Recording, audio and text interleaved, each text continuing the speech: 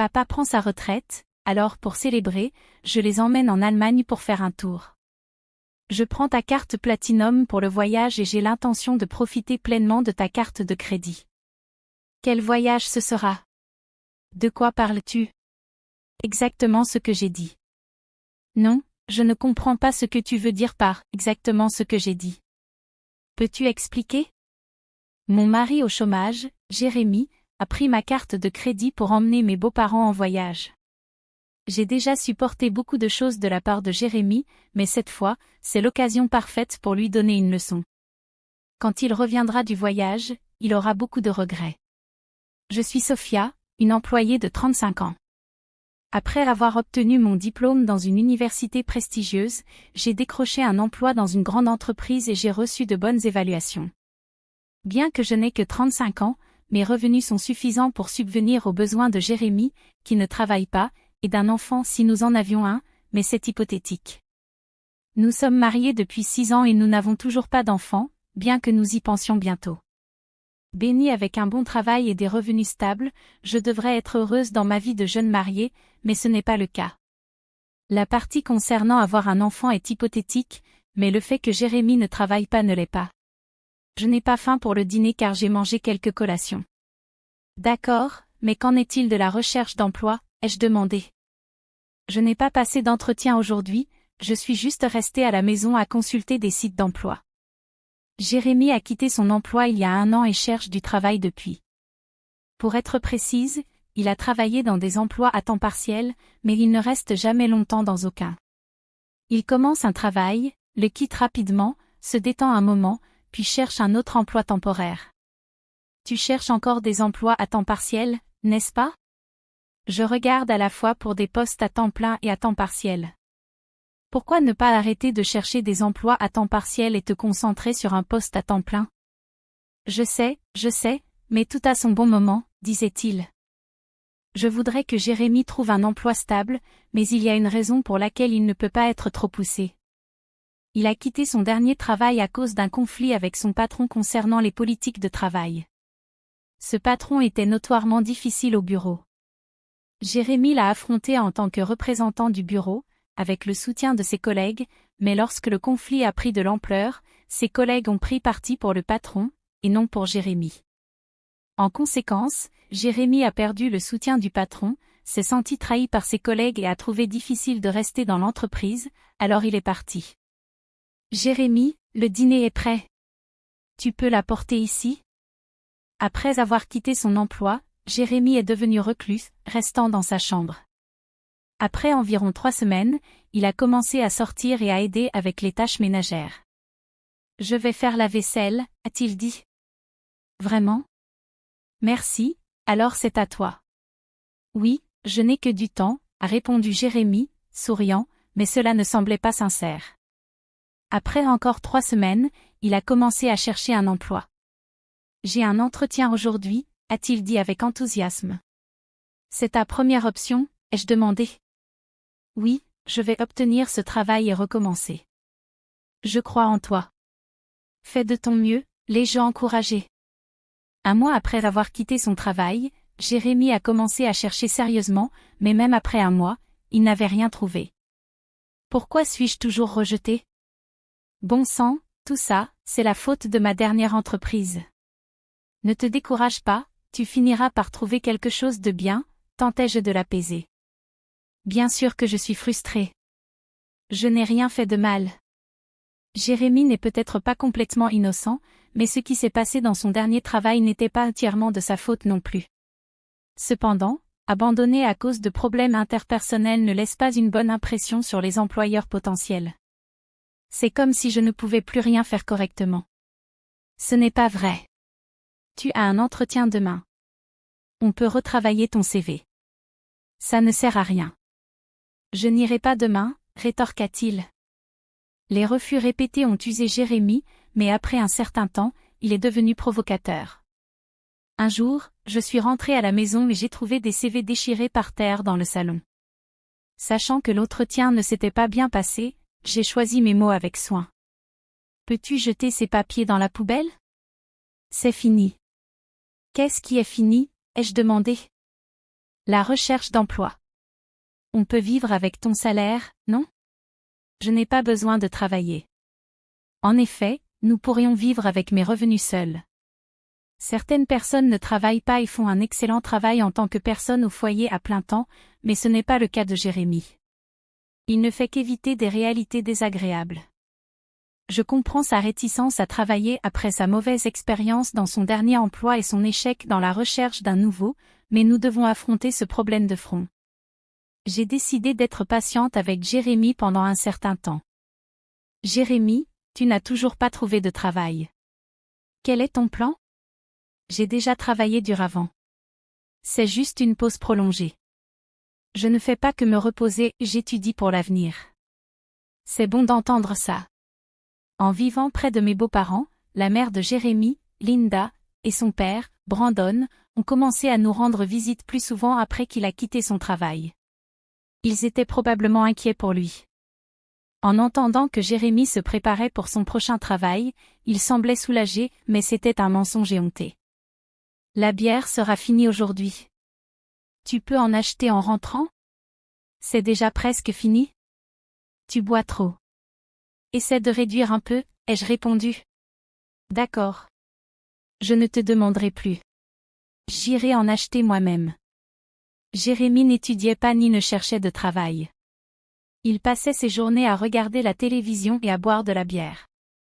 Il ne voulait probablement pas que les autres sachent qu'il était sans emploi. Si je disais la vérité à mes beaux-parents, cela pourrait beaucoup blesser Jérémy, alors j'ai décidé de garder le silence sur ses excuses. Mais après avoir arrêté de chercher du travail pendant plus de 5 mois, j'ai finalement décidé de lui parler. Jérémy, peut-être qu'il est temps de recommencer à chercher du travail. Tu sembles plus détendu maintenant. Quoi? Cela fait à peine 6 mois depuis l'incident.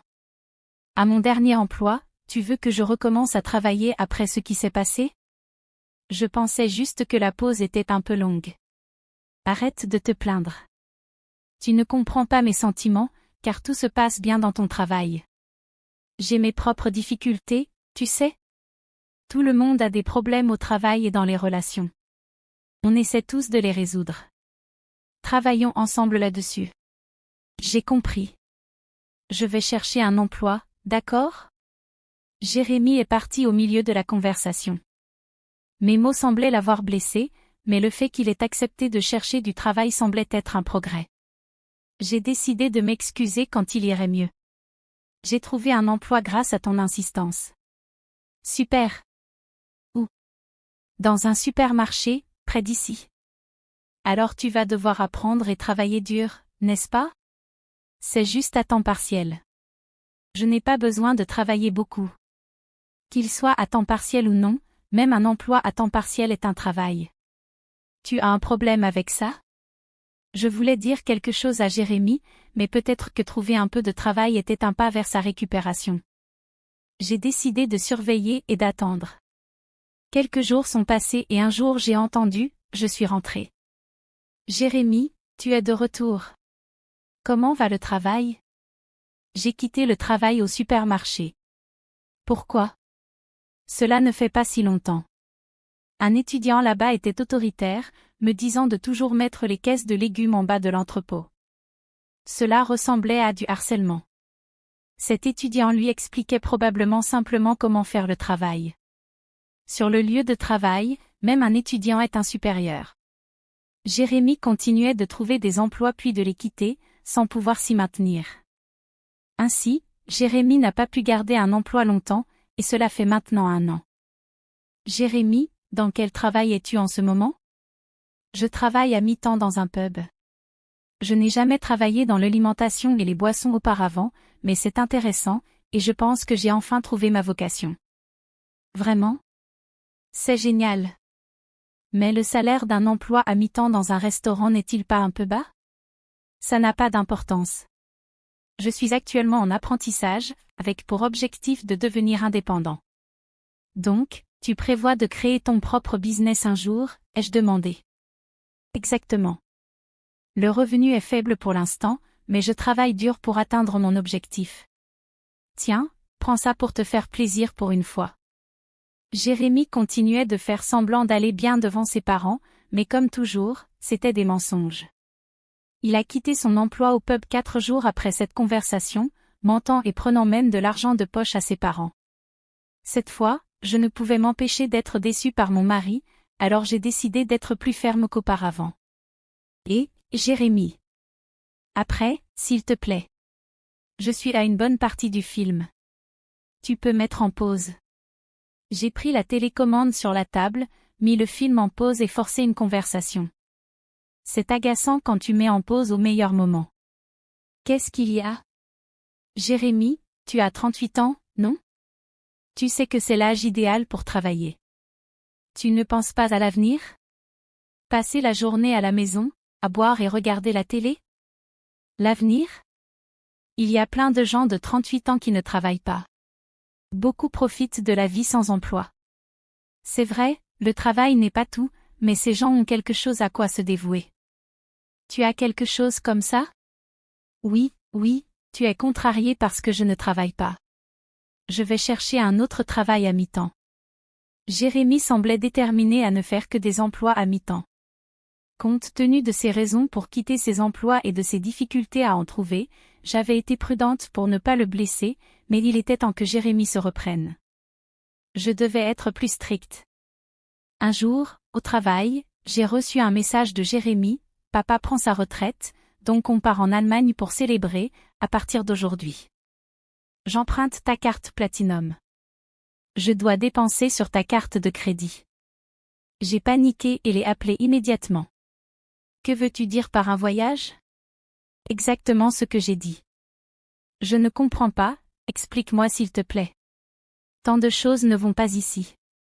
C'est acceptable de célébrer la retraite de Brandon, mais il aurait dû me consulter avant d'utiliser mon argent et d'emprunter ma carte de crédit. Et pourquoi devrais-je payer pour un voyage en Allemagne auquel je ne participe pas? Jérémy se vantait probablement devant ses parents, prétendant que l'argent venait de ses économies. Cette pensée me rendait furieuse, mais une chose que Jérémy a dite a attiré mon attention. Pourquoi ai-je une carte Platinum? Certaines personnes pensent qu'il faut un revenu élevé pour ça, mais ce n'est pas vrai. L'historique de crédit, les revenus stables et d'autres facteurs sont importants, et c'est possible d'y parvenir à 40 ans. La cotisation annuelle est élevée, mais je l'utilise pour les avantages et les points.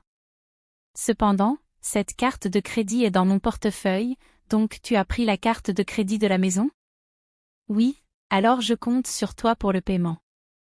Jérémy, enthousiasmé par son voyage en Allemagne, me parlait d'un ton provocateur. J'avais été patiente avec Jérémy pendant longtemps, mais cela semblait être une bonne opportunité. Jérémy pense être malin en prenant ma carte de crédit, tout joyeux, mais il est sur le point d'avoir une surprise. Qu'est-ce que tu fais? On doit y aller. Compris. J'arrive. Désolé, je dois y aller maintenant. J'écouterai les détails à mon retour. Juste une chose de plus, la carte de crédit que tu as prise ne fonctionnera pas. Quoi? Ça ne peut pas être vrai. Elle est au nom de Sophia, et la date d'expiration est ce mois-ci. Elle est courte, mais ça ne devrait pas poser de problème. Tu mens, n'est-ce pas, Sophia? Tu mens pour m'empêcher d'utiliser la carte, pas vrai? Un mensonge comme celui-là est facile à repérer. Oui, elle expire ce mois-ci. C'est pourquoi j'ai déjà reçu une nouvelle carte de crédit. Qu'est-ce que ça veut dire? Donc, j'ai 2 cartes de crédit à utiliser pendant un certain temps maintenant. Parfois, avec ma carte de crédit, quand la nouvelle est activée, l'ancienne cesse de fonctionner. Et j'ai déjà commencé à utiliser la nouvelle, donc celle que tu as prise ne fonctionnera pas. Tu plaisantes, hein? Tu penses que je mens? Si tu ne me crois pas, je peux t'envoyer l'URL du site de la carte de crédit, ou tu peux simplement essayer d'utiliser la carte. Ce serait amusant de te voir essayer de payer avec une carte qui ne marche pas. Cette carte de crédit ne fonctionnera vraiment pas, me demanda-t-il. Et, dépêche-toi. J'ai entendu ses parents l'appeler en arrière-plan, mais Jérémy, réalisant que la carte de crédit ne fonctionnerait pas, semblait trop agité pour les entendre. Que suis-je censé faire? J'ai dit que je paierais pour tout, sauf le voyage aller-retour. Ils ont déjà acheté les billets, ai-je demandé d'un ton ironique. Oui. Papa s'est senti mal d'avoir payé tous les frais du voyage. Que dois-je faire? Je suis sur le point de prendre un taxi et je n'ai même pas d'argent pour ça. Ce n'est pas mon problème. Tu as dit que tu paierais pour tout, sauf pour le vol. Dans ce cas, utiliser ma carte de crédit au départ était une erreur. Paie avec ton propre argent. Comment je vais faire ça? Je n'ai pas d'argent. Exactement, Jérémy, tu n'as pas travaillé. Sérieusement, c'est ta faute de vouloir te montrer en emmenant tes parents en voyage sans argent. Je suis au travail, donc je dois raccrocher maintenant. Je voulais juste te prévenir à propos de la carte de crédit. J'ai raccroché et repris mon travail. Jérémy, incapable de payer même pour le taxi, allait devoir être honnête avec ses parents. Ce soir-là, après avoir terminé ma journée, j'ai reçu un appel de Linda. J'ai entendu parler de Jérémy. Il a essayé de payer avec ta carte de crédit et a menti sur le fait de travailler. Désolé pour le désagrément. Non, pas besoin de t'excuser, Linda. Désolé pour l'incident avec la carte de crédit. Est-ce que tout va bien avec l'argent? Nous allons couvrir les frais de ce voyage à notre retour. Je vais obliger Jérémy à s'excuser et à trouver un emploi immédiatement. Désolé, Linda, mais je pense à divorcer de Jérémy. Divorcer? À cause de ça? C'est en partie à cause de ça, mais Jérémy me prend de l'argent depuis un certain temps. Quoi? J'ai arrêté de donner de l'argent à Jérémy pour freiner sa consommation d'alcool. Il a commencé un travail à mi-temps et achetait son propre alcool, mais le salaire d'un emploi à mi-temps ne devrait pas suffire pour boire tous les jours. Jérémy volait de l'argent dans mon portefeuille pour acheter de l'alcool. Au cours d'une année, il a volé à plusieurs reprises des sommes allant de 7 à 70 $. Le total est devenu significatif. J'avais été stricte avec Jérémy, espérant qu'il changerait un jour, mais lorsqu'il a volé ma carte de crédit pour son voyage, ce n'était plus une question de 75 $. Cette augmentation du montant qu'il prenait m'a convaincu qu'il n'avait pas l'intention de s'améliorer. Je respecte ta décision. Dois-je en parler à Jérémy à propos du divorce? Pourrais-tu simplement lui dire que je veux divorcer? Nous discuterons du reste quand il sera de retour à la maison. Environ 1 heure après, le lendemain matin de mon appel avec Linda, Jérémy m'a appelé. Il devait avoir entendu parler du divorce par Linda, mais je lui avais demandé d'attendre jusqu'à ce qu'il soit rentré pour en discuter. Très fatigué, j'ai décidé de ne pas répondre à son appel. Le lendemain matin, après mon retour du travail, j'ai trouvé Jérémy à la maison. Il avait écourté son voyage. Je vais travailler correctement maintenant. S'il te plaît, ne me laisse pas, implora-t-il. Lorsque je suis entrée dans la pièce et que j'ai vu Jérémy, il s'est immédiatement excusé. Ses regrets semblaient sincères, mais ils étaient arrivés trop tard. Il avait eu une année entière pour changer, et pourtant, il demandait une autre chance. Je l'avais averti à plusieurs reprises, mais il avait gaspillé chaque opportunité. Je ne donnerai pas une autre chance à Jérémy parce qu'il m'a abandonné. Ma décision est prise. Peux-tu partir, ai-je demandé. S'il te plaît, ne dis pas ça, répliqua-t-il. Si tu ne pars pas, dois-je appeler quelqu'un pour t'aider à faire tes affaires? Je ne déménagerai que si tu peux payer le loyer ici. Jérémy est resté silencieux. Il n'avait même pas l'argent pour le loyer du mois prochain, encore moins un revenu. Mes mots et la réalité du divorce imminent lui firent réaliser la gravité de sa situation. Sans rien à emporter, Jérémy semblait quitter la maison, probablement pour aller chez ses parents. J'ai pensé à lui demander s'il avait de l'argent pour le transport, mais Jérémy n'est pas un enfant, il devrait s'occuper de ses propres affaires, qu'il ait de l'argent ou non. Je regardais tristement Jérémy quitter la maison. Après avoir quitté la maison, Jérémy se rendit chez ses parents. Plus tard, j'ai reçu un appel de Linda.